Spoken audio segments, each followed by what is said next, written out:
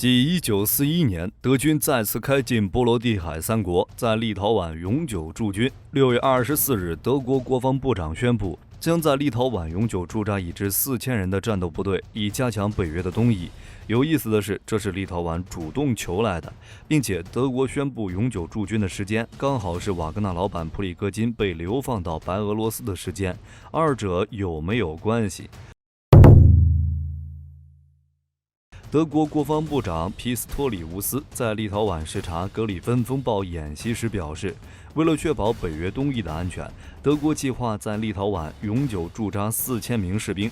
等驻军完成之后，立陶宛就将成为德国在海外最大的军事基地。在立陶宛驻军，德国这是以另一种方式实现了希特勒的愿望，并且这还是立陶宛自己要求的。虽然听起来有些离谱，但火力军认为没啥问题。立陶宛依靠北约、欧盟，确实比之前过得更好。1990年3月，立陶宛宣布脱离苏联独立。2004年加入北约，同年5月加入欧盟。重点来了。苏联时期，波罗的海三国经济很烂，人民吃不饱饭。但是加入北约之后就一路起飞，现在这3个国家的人均 GDP 2.5万美元以上，妥妥的发达国家。唯一的问题就是武力不行。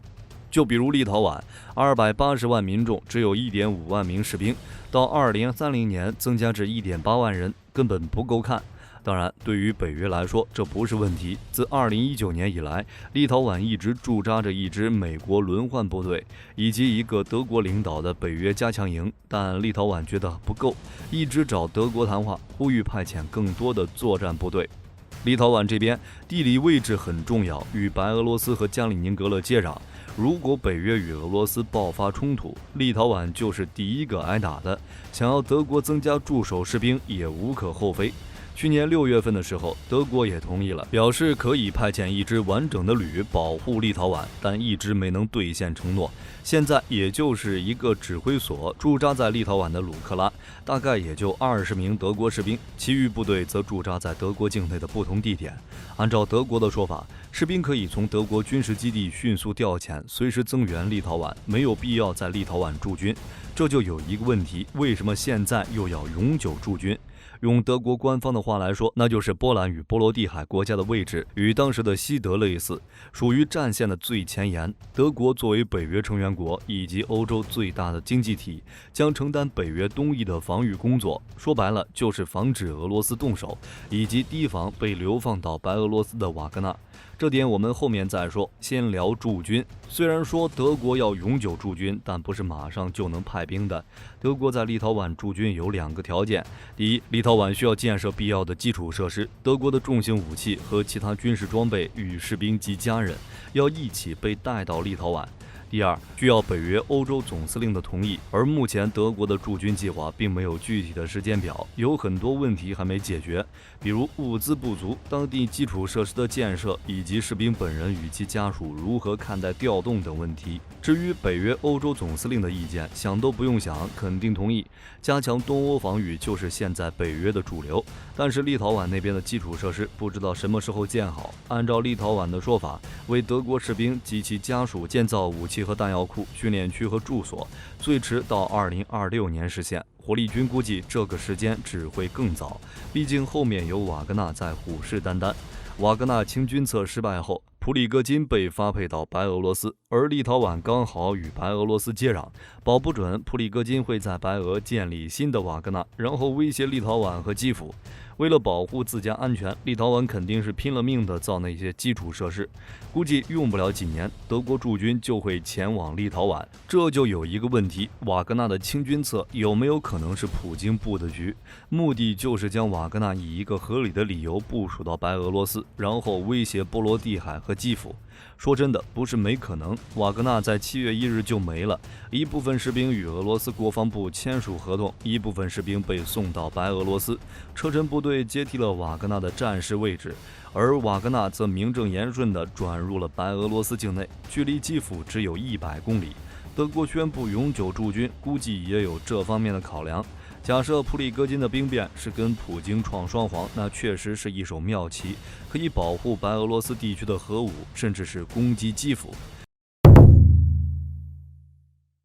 前不久，普京还表示，俄罗斯的第一部分核装置已经运到了白俄罗斯境内，预计今年年底前全部部署。瓦格纳抵达白俄罗斯之后，就可以保护部署在此地的战术核武，同时也可以帮助白俄罗斯对付反对派和游击队，以维持白俄的稳定，甚至还能对乌军发动袭击战，攻击乌克兰北部的据点，并对基辅进行炮击。而且就算什么都不干，立陶宛都睡不好觉，毕竟瓦格纳本身就是雇佣军，专门干俄罗斯国防部的一些脏活累活。绍伊古肯定不会将近卫坦克第4师等精锐部队派往白俄罗斯境内，能选择的只有瓦格纳。这可不是火力军瞎说的。在白俄罗斯开辟第2战场一直都是坊间热议，白俄也多次强调愿意接手这样的任务，只是因为俄军在俄乌战场上表现得不怎么样，不仅一路后退，还发生了乌军无人机袭击克里姆林宫事件，俄罗斯也是分身乏术。而这次瓦格纳兵变刚好给普京一个理由，将部队部署到白俄罗斯，充当俄军对付北约东翼部队的先锋，瓦格纳士兵也能将功赎罪。普里戈金被送到白俄罗斯之后，波兰、立陶宛等距离白俄罗斯较近的国家就急了，已经在北约内部表达强烈担忧。7月11号，北约将在立陶宛首都召开峰会，估计瓦格纳部队动向一事可能会被列入峰会议程。不过，火力军要说的是，就算是瓦格纳从白俄罗斯攻击基辅，那也基本没戏。俄罗斯正规军去年2月份都拿不下基辅，就凭瓦格纳那点人手，再加上白俄罗斯就想动手，无疑是天方夜谭。现在的乌克兰与去年2月份实力差得多，这边建议俄军算一算，这一年北约援乌了多少武器，还有白俄罗斯但凡理智一点就不可能出兵，他唯一的出兵机会就是去年2月份，当时俄军10几万大军压境，但是后勤不行，进攻路上一片混乱，到处堵车，先锋部队根本不知道去哪儿。俄罗斯空天军也不展开空中支援和轰炸，部队都没能抵达基辅市内。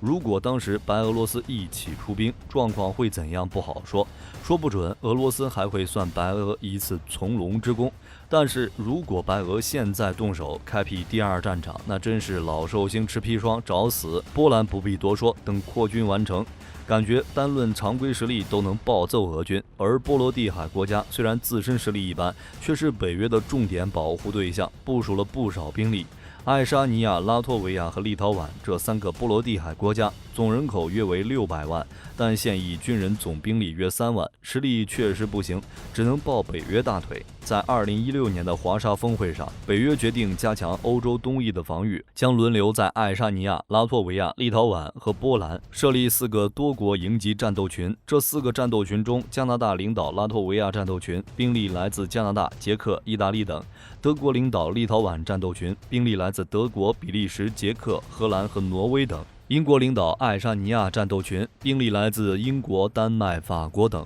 美国领导波兰战斗群，兵力来自美国、克罗地亚、罗马尼亚、英国等。不过兵力在这个时候还不够多，爱沙尼亚多国营级战斗群大约800人，拉脱维亚大约1500人，立陶宛约1200人。从兵力分布来看，有约4000兵力驻守波罗的海3国，约4000兵力驻守波兰。俄乌局势紧张之后，北约就一直向东翼增兵，波兰不用管，可以自力更生，主要还是波罗的海国家。2019年，一个约500人的美国陆军营驻扎在立陶宛。2022年，华盛顿承诺再向该国派遣400名士兵，并配备 M1A2、M2 等装备。俄乌战争开始之后，北约在靠近俄罗斯边境地区进一步集结部队，现在已经将莫斯科层层包围了。去年6月份的时候，美国就表示要在波兰建立第1个永久基地，用于保障该地区的安全。同时向英国、德国、西班牙增兵，向英国增派2个 F-35战斗机中队，向德国和意大利派遣更多的防空和其他军事能力，就连罗马尼亚都有一个新部署的轮换旅级战斗队。算下来，俄乌战争爆发之后，美国已经向欧洲增派了2万多兵力。目前，美国在乌克兰的周边以及欧洲地区已经部署了超过10万人的部队。为了应对俄罗斯造成的安全威胁，北约快速反应部队也从4万人增加至30万人，目前就在俄乌边境待命，处于最高战略状态。有 M1A2、豹2、挑战者2在内的主战坦克、武装直升机、潜艇和护卫舰，还有 F-15、F-35、F-16、台风、E-3预警机和 CH-47重型直升机等装备，随时可以对俄罗斯发动反击行动。而且，美国在东欧国家部署的导弹机群，在5到10分钟之内就可以直接打进莫斯科和圣彼得堡，实施斩首行动。如果俄罗斯想打，随时奉陪。总的来说，德国驻军立陶宛本质上还是继续加强欧洲东翼的防御，与俄罗斯对峙。至于外派兵力的意义，也很好解释。有不少人认为，作为2战的战败国，德国联邦国防军不应该前往德国领土之外的地方。不过，在近30年的时间里，德国军队先是跟随美国前往中东、北非等地参加战争，甚至德国在伊拉克、阿富汗驻军历史已经有几十年了。俄乌战争爆发之后，德国还明确提出要增强德国联邦国防军的军事实力，把军费提升至 GDP 的2%甚至更多。现在还在立陶宛永久驻军，也算是把话说开了。之前在伊拉克、阿富汗驻军的时候，还是以联军北约的名义，现在则是光明正大的驻军，足以说明德国正在重新走上扩军的道路。不过，在战后70多年的发展中，德国已经从战败国转变为欧洲重要的经济和政治力量，在军事方面也承担了不少北约防卫工作，所以不能再把德国简单的视为战败国。就比如日本，现在不也在发展进攻型武器？我们应该接受2者在新历史的新角色。当然，也有人说，德国此举是为了与法国争夺欧盟国防的领导权。法国很早就开始推动欧盟国防自主战略，希望欧洲军事自主，防御系统用欧洲自己的武器，而德国则希望用美国、以色列和德国的防御系统。说白了，谁的想法先成，谁就是欧洲这边的老大。不过就当前的情况来看，德国的话语权还是不够大，毕竟德国内部还有20多个美军基地，驻军士兵达到3.5万多人，英国、北约和法国等也在德国驻军，给人的感觉不太可靠。就比如德国这次驻军立陶宛，就有人说德国像美国的代理驻军，着实不太好听。好了，这期视频就到这儿结束了。各位认为德国永久驻军立陶宛还有什么意义？可以在视频下方评论。我是火力军，下期见。